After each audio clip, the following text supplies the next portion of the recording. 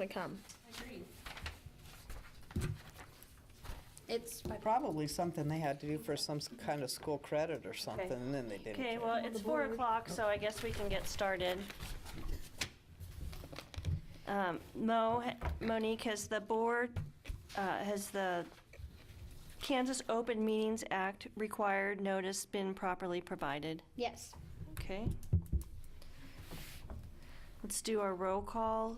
Lisa Henderson, that's me, I am here. Fiona Beal, Here. Diana Fairbanks. Here. Deborah Corrales. Here. Kyle Fenton. Matthew Newbanks. Here. Alyssa Mickelson. Our citizens forum is number 3. Do we have any citizens that would like to speak today?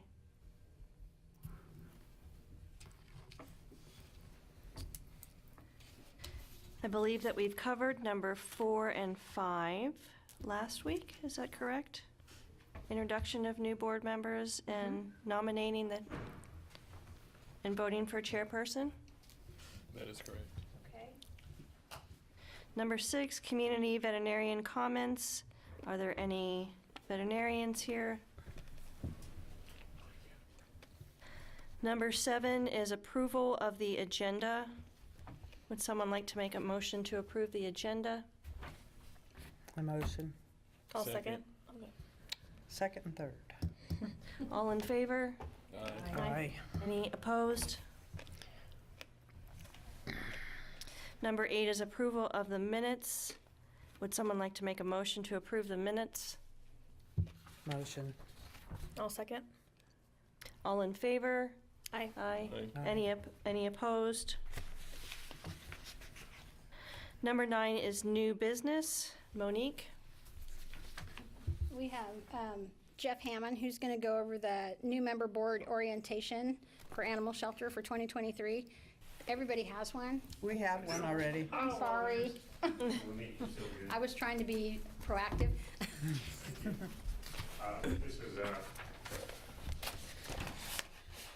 This is a yearly requirement for all city boards. I'll try to go through this as quickly as possible without trying to skim over anything.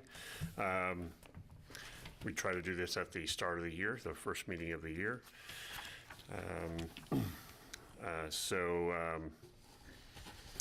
Board orientation, when you see the agenda, it's just going over some of these items, and there's different slides that you have a copy of for these items.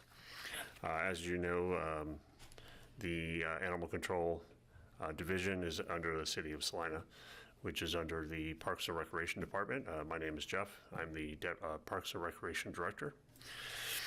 And so this is something that, so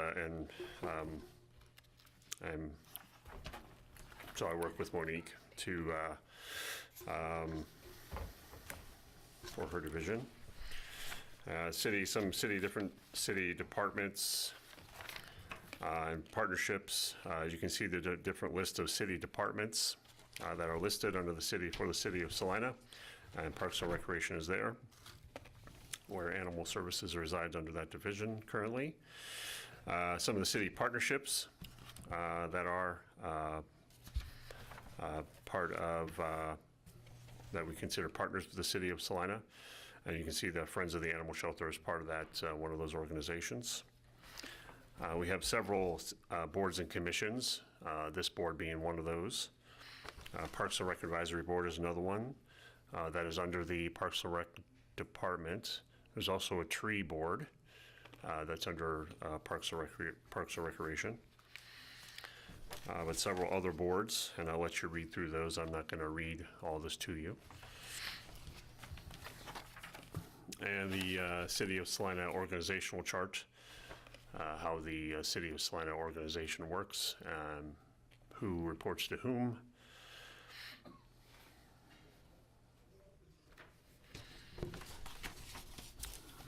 And it kind of goes into some more detail of the Parks and Rec Department, our mission statement, the different divisions underneath Parks and Recreation.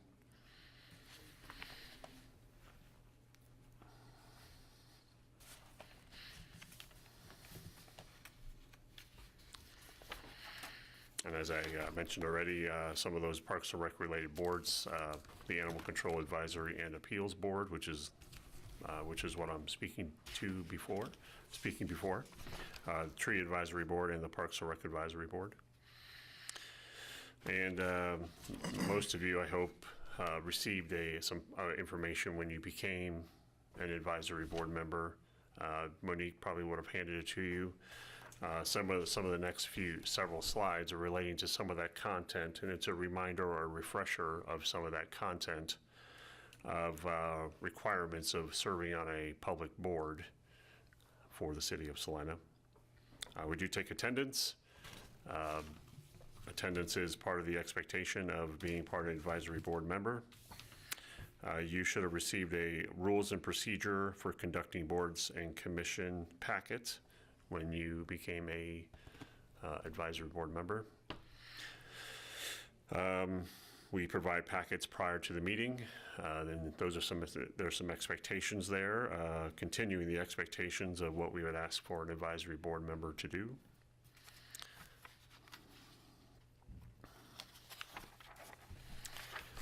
Continuing on, we do have a youth liaison for this board. I haven't seen him in attendance for the past few meetings, but we do have one. Just reminder that all youth liaisons are non-binding votes from a youth member, and they do not count towards quorum.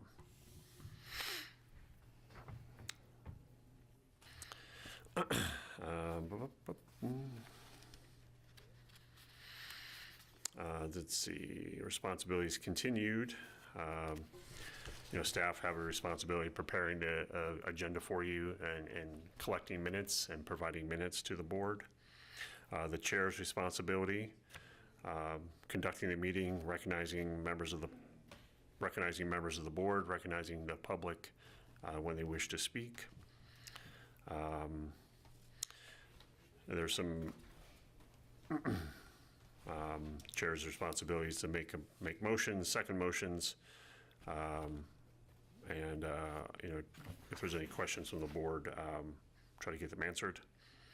There's also a vice chair position, and some boards do have a secretary position or assistant secretary, but typically with Parks and Rec advisory boards, whether it be the Animal Control Advisory Board or this board, staff takes minutes for that meeting and takes attendance as well. You should have also got a document when you became an advisory board member about an ethics policy. I'm not going to go into that into a whole lot of detail, but being aware that exists, making sure that you know that you have that document. But I want to make sure point out one sentence: it does ensure independent, fair, and impartial local governance and administrations, making sure that we assure ethical conduct. Kansas Open Meeting Act, as you're aware, that we start every meeting by asking the advisory board to ask us, staff, if we've complied with the Kansas Open Meeting Act requirements. It's an important part of the state law of COMA. All public boards are subject to Kansas Open Meeting Act requirements. So any gathering of COMA defines a meeting to occur when there are three conditions satisfied: a gathering or assembly in person or by telephone or other mediums such as Zoom for interactive communication. There's a majority of the body present, and there's a discussion relating to public business affairs of the organization.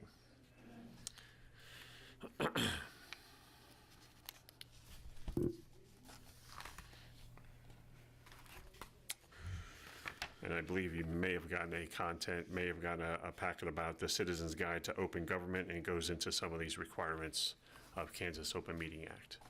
It's also Kansas, well, I'll get to that in a minute. Conducting business, we need to have a quorum. We cannot hold a meeting without a quorum.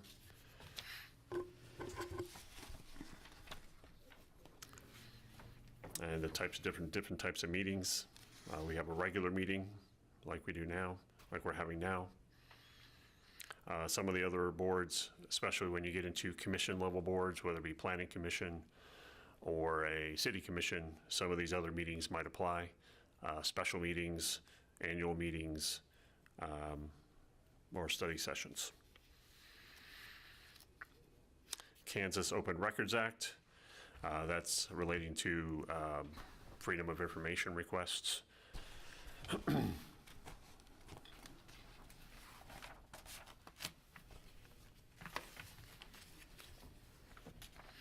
And last slide before open up to any questions about parliamentary procedure. And I would not say I'm an expert on parliamentary procedure, but the information here is here for you to read. And kind of give some framework about how motions can be properly, according to Robert's Rules of Order or parliamentary procedure, kind of give some of that information regarding, making a motion, seconding that motion, things like that. If there's any questions, I'm going to try to, if I don't know the answer, I'm going to record your question and I'll get an answer for you and I can give that information back to you. I know some of this just because of our involvement in boards, but I don't know all the answers. So if you have questions, I'd be happy to field them. In the past, we've had always the same rules about attendance being an issue, and that they're supposed to be held accountable and requested to, come in and meet the mayor or whoever's, under the mayor. Yeah. And in the past, we've had I don't know if we have had any of those meetings scheduled with people that don't show up, but we have not had much luck with people showing up to meetings, and they stay on the list of people on the board though for sometimes years without having ever shown up to a meeting. Is that actually are they held accountable for the attendance, or is that not being dealt with? I think as a board, or as the person that's responsible for the board, in this case it'd be Monique or Monique's staff, I think there's sometimes an expectation that they're doing it for us. When I say they, the city clerk's office, it's possible that we have not done a good job of making sure we communicate back and forth or on a regular basis with the city clerk's office to get that, to make sure it's happening on a regular basis. So we can send those notifications out from the city clerk's office to notify individuals of their lack of attendance and to inquire as to what's going on or why are you not attending. As far as the procedure, I need to ask that question from the city clerk's office to inquire as to what the proper procedure is and what their expectation is for us to do a better job at. Okay, because I do know it affects the quorum, and we've had several meetings we've had to cancel, so that's why I'm just mainly concerned about that. Right. But I will find that answer for you and have a better answer than I do now. Okay. Or an answer, Okay. since I don't have one now. Excluding the youth members, how many are supposed to be up here? We have two positions that could be filled for youth Adults? members. No, excluding, how many people, not counting them? There's one person missing. This is your board right here. Okay. With the one person missing. The board has the ability to have 9 people Okay. on this board, which changes for different boards, the number of people. And it's usually created by an ordinance or by an agreement or by some type of bylaw that kind of defines what the board is. There's the opportunity to have up to 9 people on this board. Right now, there are only six appointees. So my direction that I've been given is that of those people that are appointed to the board, there needs to be a majority of that number. Okay. So if there's something we want to recommend or talk to somebody at the city with, do we direct that to Monique or you? Who do we? You would direct it towards Monique. Okay. Is it related? Is it board related? Yeah, board. If we had something we want to advise, like, hey, I think animal shelter needs to dress all in pink. Do I need to bring that up with Monique or? I think I think that's up to the board. I mean, if someone wants to make a motion, Yeah. and then if someone seconds that motion, and then there's a vote on that motion. And then let's say we do that, then we get with Monique and then goes on about that process then? Okay, perfect. I was just wondering where we,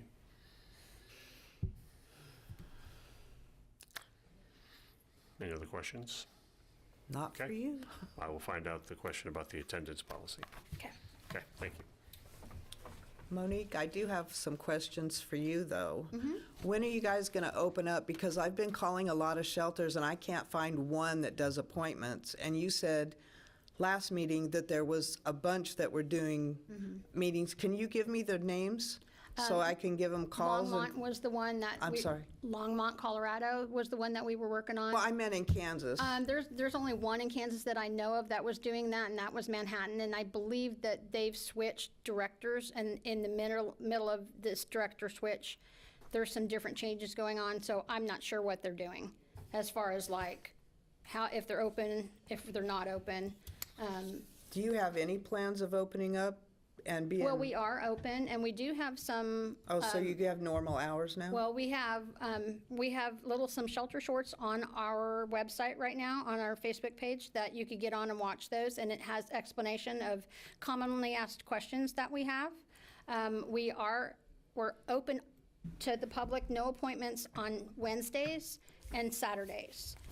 Any other day, it's appointment, but it's not appointment only. So if you walk up and you don't have an appointment, and we don't have an appointment scheduled at that time, we're going to let you in. Whether it be for an adoption or for a license, or if you want to bring in a donation or whatever, if you have questions, whatever. If there's nothing on the book at that time, we'll let you in. If we have something further down, we'll ask you, hey, can you come back at 2 o'clock? I've got somebody in here. We're going to try and open the service for you as much as possible. We do have the appointment only on Mondays and Thursdays, because that's the day that we have our surgery, and we're super short-staffed on those days because our staff is actually in helping with the surgeries, so we have to have still one person out in the truck and one person at the front desk answering the phone and doing that. So that one person at the front desk can't do everything. They can't do adoptions all at the same time, and they'll let people in for city licenses, and if it's not busy and they're there and somebody wants to see an animal, we'll let them in. But we're just trying to we're trying to not overwhelm that one person that's up front, because half of us are in the back helping with surgery. So, and sometimes that can be a till noon thing, or sometimes that can be until 4 o'clock thing. It just depends on how many on the schedule that day. And what days do you do surgery? Mondays and Thursdays. Okay, so I have a question. So I have to be to work at 4 o'clock in the morning. Can we drop our cats off or dogs off the day before? No, because we can't mix a public animal in with our population, and we can't leave it in the surgery room unattended. If there's nobody in there, we can't put them in like where the surgery area would be. We'd have to have a person in there with them or checking on them, and we don't have staff for that. So we do not let people drop off the night before.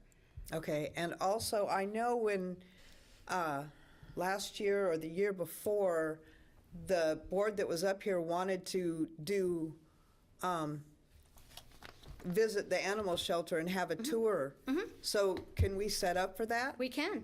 Well, I think what we were asking if that was going to be a meeting, because if we meet off of the property, there was a question on if that would be a meeting without a meeting. That we had to notify or If something. it's a gathering then of the board, then it's a public meeting.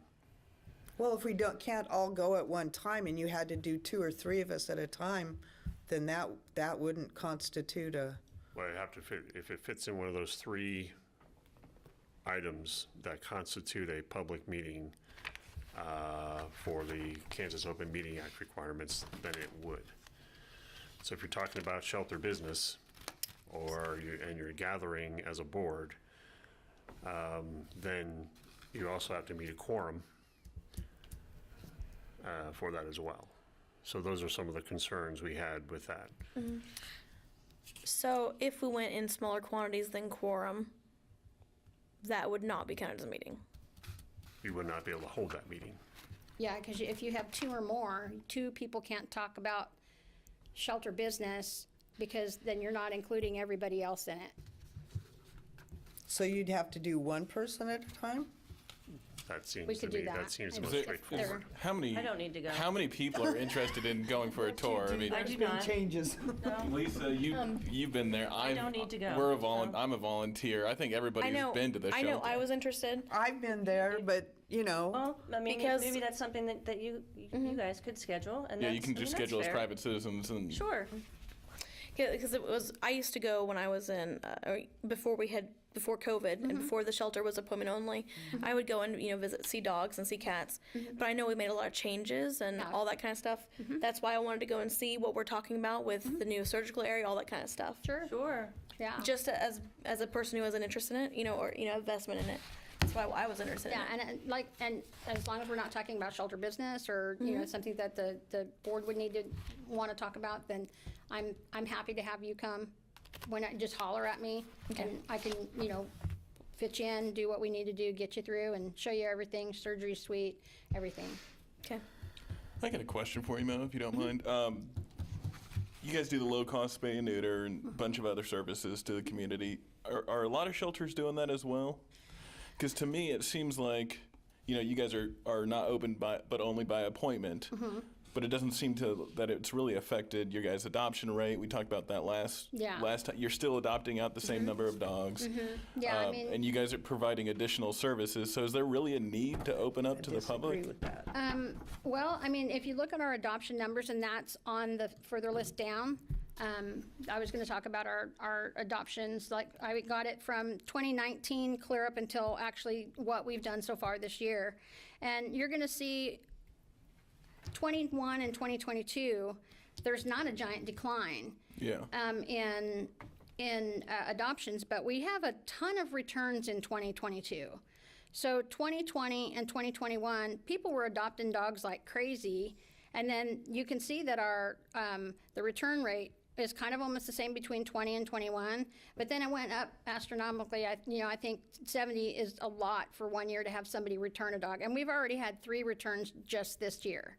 well, in So 2019, there was 1,800 adoptions. right. And now you're down to 915. That's quite a drop. Well, and we also were. I mean, we Are you had. getting less animals? It seems like sometimes we are, but I mean, I think we're getting the same amount of animals. It's just 2019 was a crazy year. For some reason, 2019 was astronomical. I mean, if you look at the transfers, in 2020, the transfers, 200 or 109 transfers in 2020, which we were closed in, most of 2020 we were closed, like COVID lockdown, and we did 109 transfers. So, I mean, I can't explain the numbers, but I know between 2021 and 2022, it was kind of the same. We didn't lose a lot for that. And we did have some more returns, so that kind of takes off that adoption, because then we got it coming back in. So, I mean, it's just kind of, I mean, I'm happy with the way things are working right now, as far as like being able to let people in. Monday we didn't have surgery because we didn't have a doctor that day. So we had staff there and we did extra things. We just opened anybody who came to the door, come on in.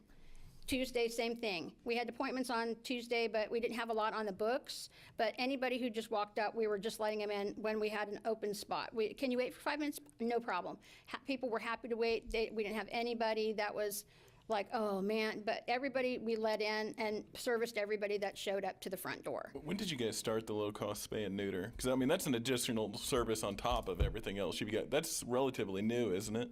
We've been doing it since 2017. Several years. Because, Vanessa was here when it started, and then we carried it over, and then we went through. I thought that was K-State, though. Wasn't that a different service? K-State is a different service. K-State is a free service that we don't have to pay them. Gotcha. They come in for their students, and their students are practicing on the shelter animals, and they have guidance, and they have got somebody there to, you know, help them through things and stuff. And we didn't have to pay them, but we always bought them lunch when they came in. We always made sure that they were provided with food, and they had a tour, and we would educate them, and we had a little kind of screen program that we would show them everything about the shelter and talk about, you know, all the services that we had, and took them through a tour for the building and stuff. But they did those animals for free for us. Yeah. So it really helped. But we got to the point where we didn't need them as much as some of the other communities need them. So we can try, and if we need them really bad, we can call them and they'll come. But so far we really haven't needed them yet. So we really haven't called for them, because with our spay-neuter clinic, we're taking care of pretty much all of it on our own. Cool. I have a question about, I noticed that you've put down like 38 dogs last year, and most of them were put down for aggression. Do you do the temperament testing when they come in, or after they've been there for weeks? Well, I mean, we try and work with them, and that's one of the things that we're really trying hard to do, is sometimes you get a dog in that is just, you can't touch it.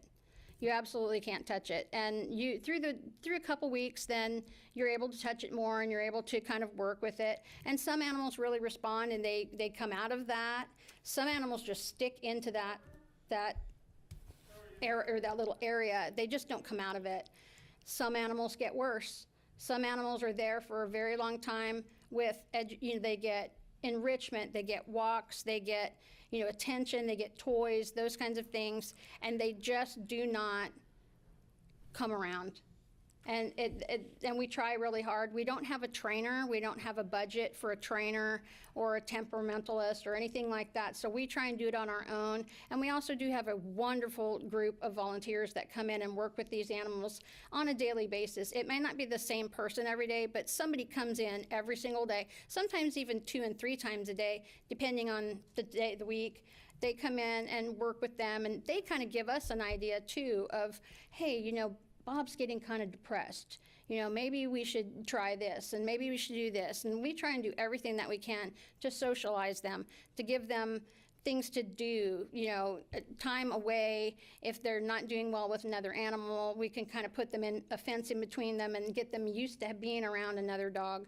It's just hard sometimes when you don't have a lot of volunteers around on certain days, or you don't have a lot of staff, or you've got, you know, we get super busy and we have to put 2 people out in the truck instead of just 1 person because we've got so many calls. So sometimes you don't get a whole lot of time to get those, you know, every single day. Does that number include court ordered? So some of those are mandated by the state or mandated by the government. So okay. Some of those are like, it's a court case, and the judge rules that the dog has to be euthanized. Those, So and how it's often because does of that aggression. happen? It just depends. It's been a while since we've had one. It's been a little bit since we've had one, but I mean, there are some, and we don't want to euthanize anything at all. Well, that's why I was asking, do you temperament them when they come in and then before you euthanize them? Oh yeah, we work with them the whole time, and we try our very best to try and turn them around before we have to make that decision, because nobody wants to make that decision. Nobody wants to go in that room and do that.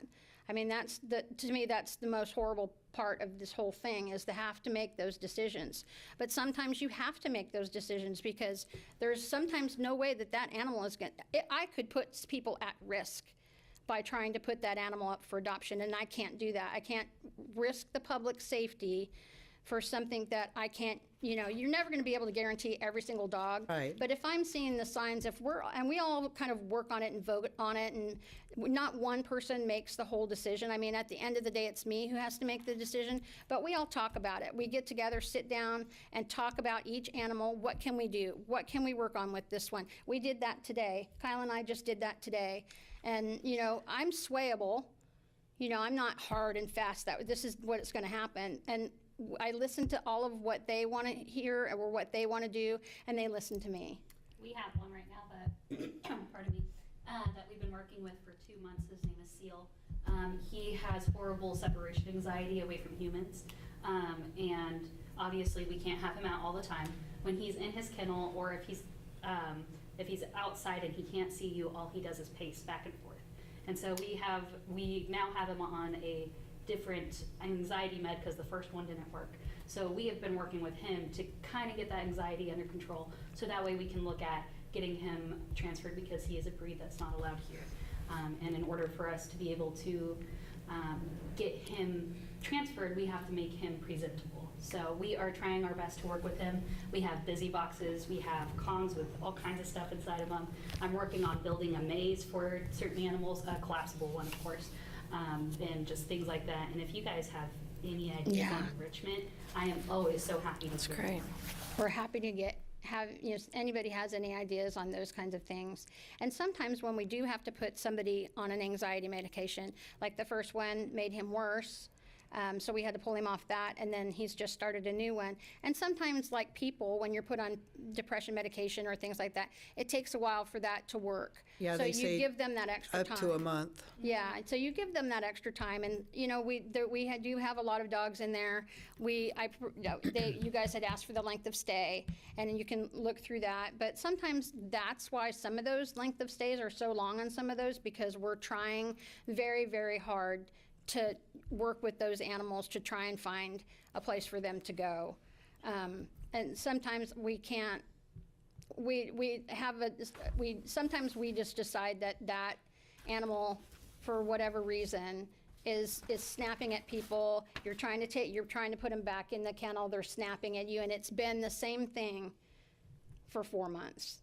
So we have to give them a chance, but then we also have to, if they're very, very aggressive like that, we have to make some decisions on those animals. Okay, and I noticed that 2 were put down for parvo, but they were adult dogs. Yeah. It was a parvo that we hadn't seen before. It was an actual, we didn't know what it was, because we had transferred a couple of 3 or 4 puppies to Manhattan. We had done a parvo test on them the week before. It came out negative. We did a parvo test on them the day before they left. It came out negative. They were fine. I mean, they were acting fine, but I just if there's a puppy, I always try and do parvo tests on them before we're transferring them, because I don't want to transfer a puppy and Well, have these 2 were parvo. 8 years old. Right. So what Yeah. happened was these puppies went to Manhattan. A week after that, they started acting sick, and then they had K-State test them. They did a parvo test at Manhattan, and they tested negative. Then 2 of them passed away, and they were like, "This is weird because it's parvo. I mean, it looks like parvo, but it didn't test for it." And everybody's using a different test, so it's not like it was the same test and it was all across the board wrong. So then it was sent to K-State, and it was found out through K-State, through the lab area, that it was just a new strain of parvo that not many people had heard. And those 2 were older dogs, and they were very frail, and they got it. They were susceptible because their immune system, because they were older dogs, and so we had to end up euthanizing. Okay. I have a question, Mo, before we move on, and I do think that we should move on. I know that you use Facebook a lot for your advertisement and to let the public know what's going on. I'm asking if you would consider maybe updating the website and just getting that to reflect maybe your Wednesday and Saturdays, and maybe just a little note as to we are still doing appointments, but And if you get on our website, on the Facebook website, we have these little animal shelter shorts that all these questions that you're asking are on those little animal shelter shorts. Sure. And they have an explanation as to why we're not open fully. We are open, but we're not open fully. And it gives you the reasons why we're not open to the capacity that we used to be open. And some of those things, it works for us. We're not having a lot of public being upset about the way we're open. As long as they can come in and they can see an animal, adopt an animal, we're not having a lot of people complain about it. And we're trying to be very, courteous to people, and, hey, can you wait 5 minutes? And I haven't had one person be upset about it. Everybody's like, I'll sit on the bench. You just call me when I'm ready. Or we'll have them come in and sit in the bench in the lobby and wait in the lobby until we can get them into the cat room, because a lot of people, we only like to let one family in there at a time, so they have their adoption time in there. So on Saturdays, it worked like well-oiled machine on Saturday. We had people coming in, everybody wanted to see cats. We had people sitting here, we would get people in, we adopted out a bunch of cats. The same thing with the dogs, well-oiled machine. Everybody, you can go around the back side on a Saturday, and all the dogs are in the back dog park open. So you can just walk back there in the back dog park and go and talk with a volunteer and ask their questions. Volunteers take care of all the dogs in the back. And we had a bunch of dog adoptions on Saturday as well. So it worked really, Saturdays work really well, and we're hoping that when people realize what's going on with Wednesday and are getting used to us being open that day, that it'll work that day as well. So we did have quite a bit of people coming in on this Wednesday. Hey, we saw you're open today. Can we come in? And yeah, come on in. So I feel like it's working really Sounds well. like it's And we are working. working on the website. We're getting ready to like redo the website. Okay. So, but we can get that updated. But definitely if you want to look on our website, on this line of Facebook website, Animal Shelter website, we have those little shorts on there that if all these questions, some of these questions that you're asking, like why are you not open? How come I can't walk in and see the dogs? How come I can't go walk through there? All those questions are answered through those little shelter shorts. And we plan to do more of those so people have more information. And they continuously like kind of run. I've been kind of putting them on, like I just started putting them on and I'll put them on again. And then when we get new ones on, I'll just add those on there too. That's great. Very informative. Was there anything else that you wanted to go over for the adoption numbers? I'm going to go through again, and I'm going to try and go back a little bit and see if I can get those numbers from back. But I remember, when Lisa was here, and we did this before, we had gone over these numbers when Lisa worked for the shelter. We had gone through, and we were like freaking out because 2019 was just a weird year. So, because I think the year before that, 18 was even lower than one of the 20 or 21. So 2019 for some reason was just a crazy year. That was a crazy year. Yeah, I think I have the papers Together. from 2014 to, Yeah, because I think I had gone back at one point for one board meeting that we had a while back, years back, that we had gone clear back as far as I could go in Pet Point. And then 18 is going to be messed up too because we had we had Companion Connect at the same time. We had another computer program. So that computer program was different than Pet Point, and Pet Point didn't show everything, and we lost Pet Point for a little while, and we didn't get everything back when they got it back for us. So the numbers in 2018 are a little wonky. how many pit bulls do you have down there now? You mean ready to go or all No, together? just down there. 13, I think 16. 16. I think she's right. That's kind of that's a best guess right now. I could go down and count them. That's and okay. let You don't have know. to do But that. yeah, I think there are 13 ready to go. 14 ready to go. They're fully vetted, spayed, neutered, microchipped. And do you have vaccines. places for them to go? Nope. Nobody's taking. I've reached out to I sat down and Monday I did probably 20 emails, and every one of those emails but one came back, no, we can't. We're too full of the same thing. Yep. And Nick and I last week spent an entire morning calling the different places that we have previously worked with to maybe get in contact, and we've left messages with all of them but one. One of them answered and said they have to get approval through their board, and we haven't heard back. What's your longest stay pit bull right now? Do you know? off the top- Is it Precious? And she's probably been here since June. So I Wow. think she's right on 8 months. And you guys are just, because you guys are no kill, you can't kill her, so you're just, Right. you're holding her Right, for. and she's a wonderfully adoptable dog. She's a wonderful dog. For a lot of the rescues to take her. She's only 5. Yeah, they look at the age and they're like, no.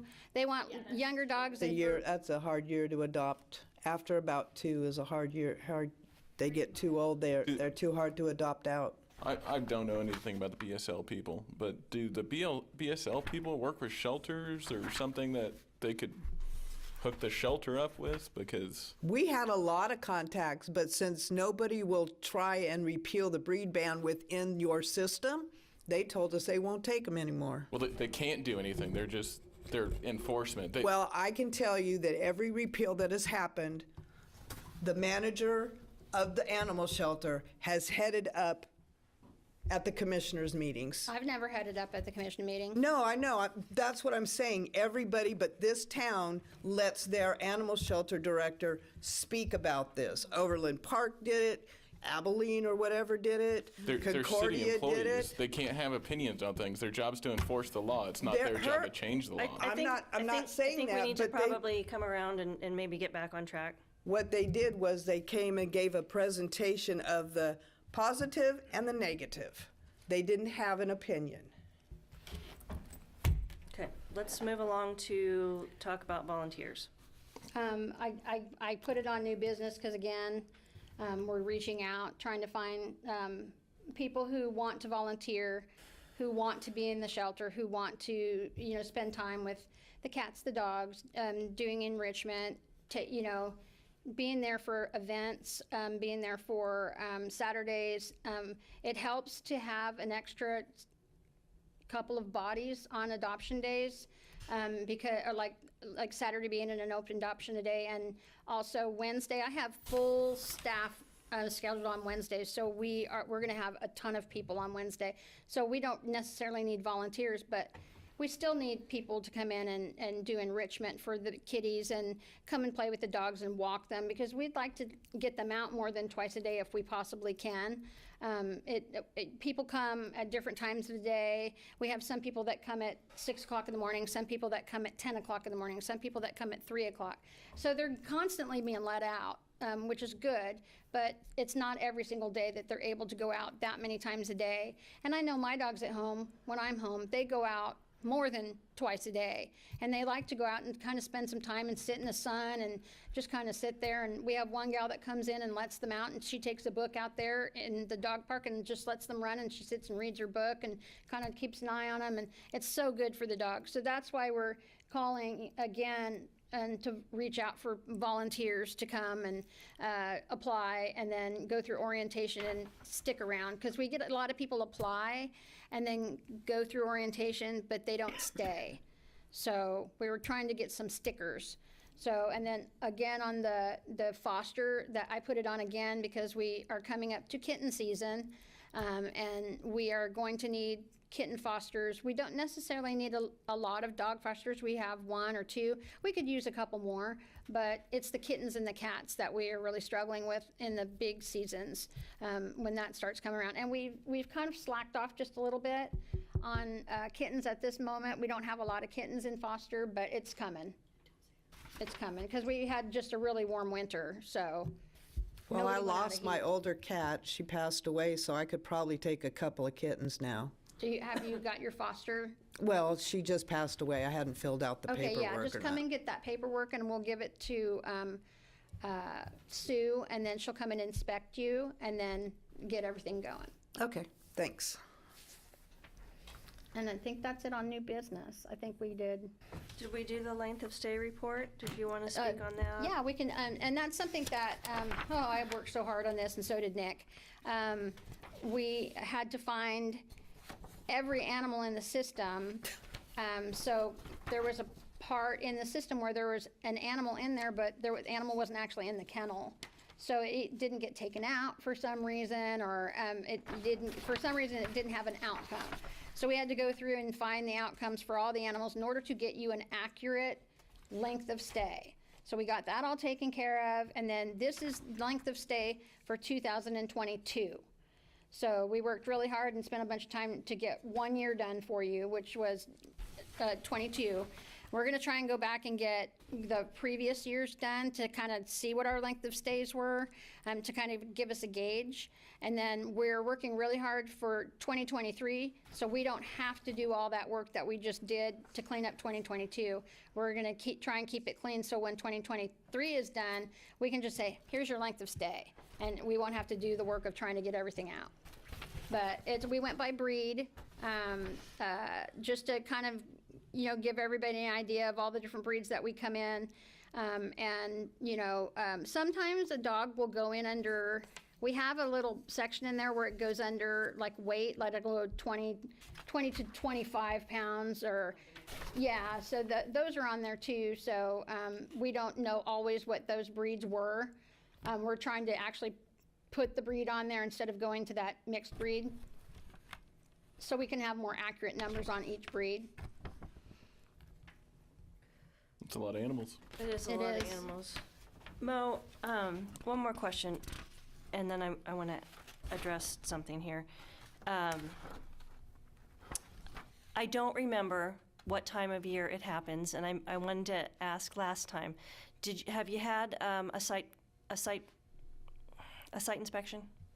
We're waiting on our inspector. Or is We've it gone like a- through everything. We've gone through like paying for it, doctor all up to date, everything like that. And we just got a new person for our area. And when I talked to Florence, Michelle Florence at the State Department, or the Department, Health Department, or not Health Department, but the place that inspects us, I'm sorry. Right. Lost my mind. When we go through, she said you may not get an inspection, or you may get an inspection. So it's kind of like, just be prepared for it, because you I never kinda know thought when it they're was going to show March. up. I thought it was March. I Well, thought it was we around. thought it I was don't remember. September. You're right. And I- Because I was like, September, you guys. Yeah. You know, every day is an inspection day. Clean, clean, clean, clean. You know, so we were trying to just make sure that we kept everything up every day, because you never know when she's going to show up. So it's just like, we just anticipate her showing up tomorrow. That's just Yeah. what we say. She's going to be here tomorrow. I don't remember what So, time of but year that new happened. gal has to cover a tremendous amount of area, because there's not that many of them. So, and in fact, the last time that we got inspected, it wasn't even by our regular person, because our regular person had quit and went to a different department. And then somebody from a different area came and inspected us, and we got, you know, everything approved and everything like that. But we have not had an inspection for 2022. Oh, you didn't have No, one. so Okay. 2023 is You'll have now- one. Right. So, Well, okay. So I'm sure you'll let us know when that yes, does yes, oh, happen. definitely.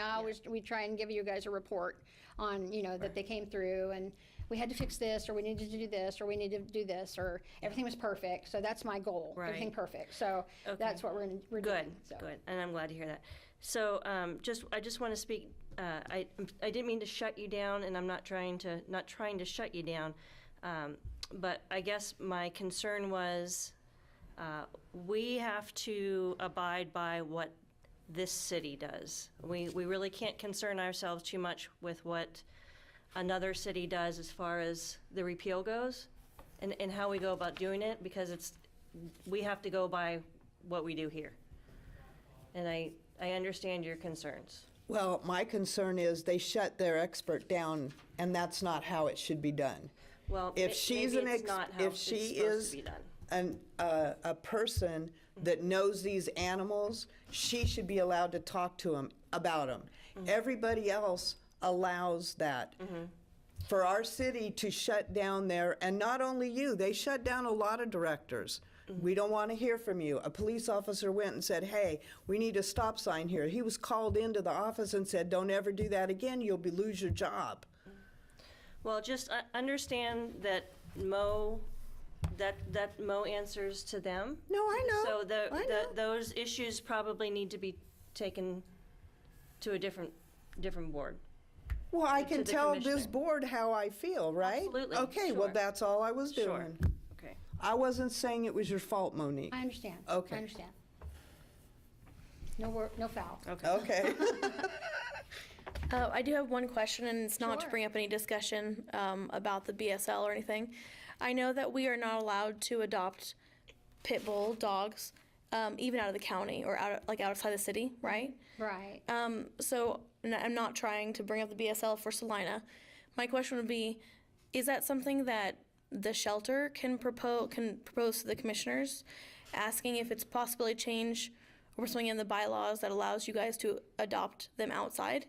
Because you have all these dogs sitting around, and if they're adoptable and you've vetted them, I understand Salina, totally understand the rules.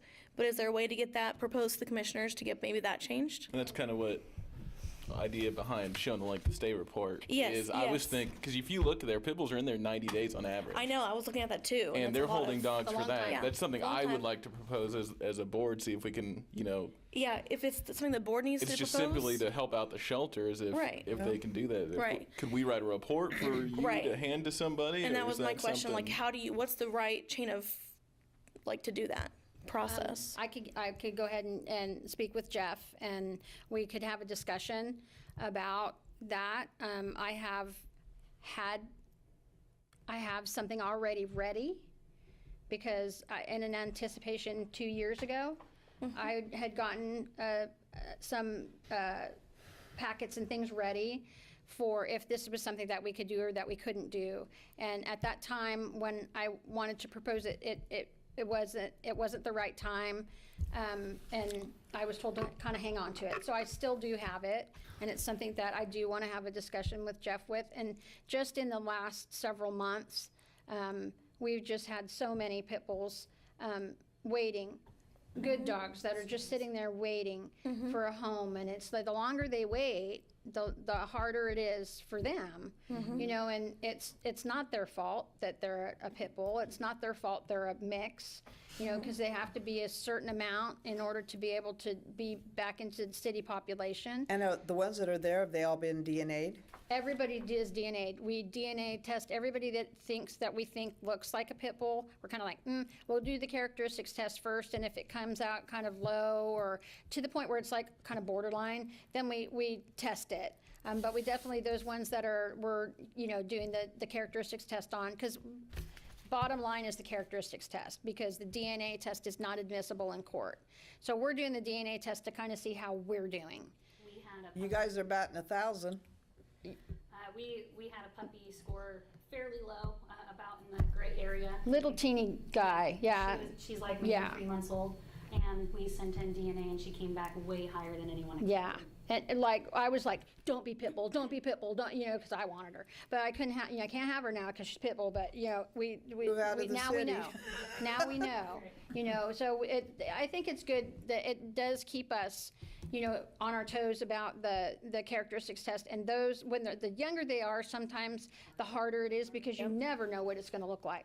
But on a weekly basis, she looked more and more and more. As she's getting bigger and growing, it's like, and we do have a scheduled transfer for 3 pit bulls, which is, we do have it scheduled for 3 pit bulls at the very end of February, beginning of March. So we just have to get it on the schedule and get who's going to go, and which one they want for sure, because I'm going to send them more pictures of, I'm trying to push Precious, that kind of older ones, because she's the sweetest thing. She's the absolute sweetest thing. So we're working really hard on that. So, but I do have something kind of on that, and something that I would like to present to Jeff, and then we'll go from there. We'll see where it goes from there. So, Keep us posted on what you guys come up with. Yeah, for and if that. we need to do anything, if we need to vote, if we need to, write something, whatever it is, let us know. Yeah, that's 'Cause what that they would did when help. they recommended the BSL to the commissioners. We suggested it and voted on it, and then it went, I don't remember. This may be a who good went. place to start with Yeah. what you're, I believe we what we're voted talking on about putting right it on now. the agenda for the commissioners, is what we voted on here. We're trying to get on the agenda or something. So, yeah, anything we can do, because that, again, not in Salina, but trying to get something where it would help the shelter. right, And the animals. right. Tremendous. Right, and Especially the at the end of the Yeah. day, if we're able to move them, it's helping numbers. It's not, its length of stays are gonna go, it's not gonna cost the shelter so much money to house these guys, feed them. It doesn't cost us anything for, the volunteers to come in and do that, but they could be spending their time on something other than that. And does your proposal also include the cost per dog per day? And then looking at the length of stay, talking about how much money it's costing? It was for that year that I actually put the packet together. I would have to revamp it. Okay. And I want to get with Jeff first and then decide, are we gonna get this together going? And because it is a lot of work. And, yeah. And I did a lot of work on it when we put it together. And so then it wouldn't take much really to get, because I've already got length of stay. So then the dollars, I think, that, how much it's going to cost for each dog for rabies vaccine, being spayed or neutered. I have all that information in all of our surgery sheets and all that stuff. So I have all that information. I can just pull it up. Okay. So that wouldn't be terribly hard. It'd be a little bit, but it wouldn't be terribly hard. It's not impossible. So. And don't you charge $10 a day for the pit bulls, for the owners if they get them back or whatever? $12 a day. Oh, is it now. 12 now? It did It was go up. 10. Yeah, it did go up. Yeah, Yeah, it went up when we were, I think the last time that we did that budget thing. Yeah, it has gone up a little bit. The spay neuters went up a little bit too because of the cost of medications and surgery equipment, and everything has gone up astronomical. Antibiotics are crazy right now, like Clavamox, like the most common thing you'd think of is just absolutely outrageously expensive. So some of those costs we have to, we have to pass on to other things, or we have to try and find a cheaper version of that, or we have to switch to something else because we can't afford to buy that particular thing anymore. So it's kind of a search and peck and looking for something and trying a different website or trying, Amazon or something to see if we can get better prices. So those things affect that as well, those little things. So even cat carriers, those cardboard carriers that we give for free, and we did give for free, and people would take their cats home. We're now charging $2 a box because they're so expensive now. So, They weren't cheap to begin with. yeah, well, they're even more now. So, Is there anything under old business that you'd like to address? Or that anyone else would like to visit on? Donation wall? Any other general announcements? Would someone like to make a motion to adjourn? All motion? I'll second. All in favor? Aye. Any opposed?